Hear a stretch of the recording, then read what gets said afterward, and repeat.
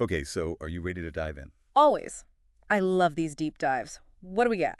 Today, we're going to take a look at Jordan Love. Ooh.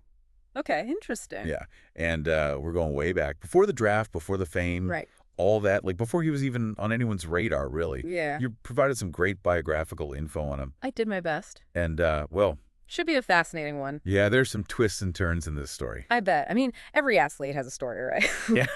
But, it's these early years that I find so fascinating. Yeah. They kind of lay the foundation. You can often trace back, their drive, Yeah. their resilience, Yeah. even their decision-making on the field. It's true. Like, where does it all begin? Exactly. So let's start at the beginning, right? Jordan Love, born November 2nd, 1998, in Bakersfield, California. Bakersfield. Okay. And this is interesting. Both his parents were in law enforcement. Wow. Okay. His dad, Orban Jr., was a police officer, and his mom, Anna, worked for the California Highway Patrol. Interesting. I'm already thinking about, the kind of environment that creates Right, like structure. structure, discipline, maybe even a bit of a strategic mind. Right. Yeah. It makes you wonder if that translates onto the field. It does. Like, did that kind of upbringing shape his approach to the game? It's a good question. It is. But, it's not always a straightforward equation. Sometimes that kind of environment, I've seen it can have the opposite effect. Like, pushback. Yeah. Kids rebel. They push against authority. And that can show up in all sorts of ways, even on the football field. It's always fascinating how individual personalities react to similar upbringings. Yeah, for sure.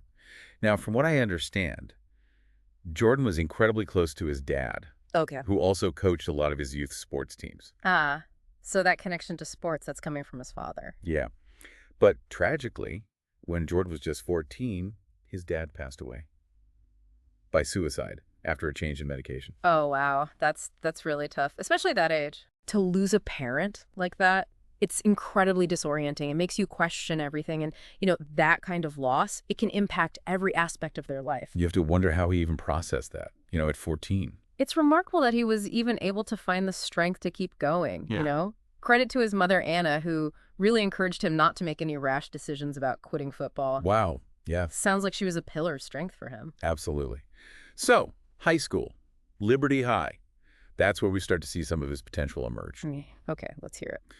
But get this, he actually started out as a backup quarterback on the freshman team, not the star we see now. Huh, interesting.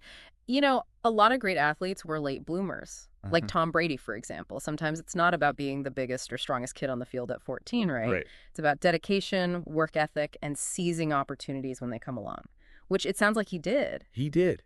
By midway through his junior year, he earned the starting quarterback spot on the varsity team, and he held it for the rest of high school. There you go. Then, senior year, things really took off. Over 2,000 passing yards, 24 touchdowns, even added another 800 yards and 8 touchdowns rushing. Whoa. Oh, and he led his team to the state semifinals. That's a statement. That is a statement. It's like a classic underdog story, right? Yeah. Exceeding expectations, proving himself on the field.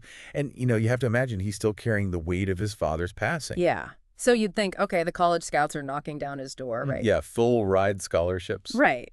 But here's the thing. Coming out of high school, Jordan was only a 2-star recruit. Really? He had a few offers from some smaller Division I schools, but the only major program to offer him a scholarship was Utah State. Wow. That's where the recruiting system, it can be so unpredictable. It's not always about pure talent, Right. It's about visibility, Right. exposure, and fitting into a specific program's needs at that moment. It makes you wonder how a player with such a strong senior year like that could slip through the cracks. It does.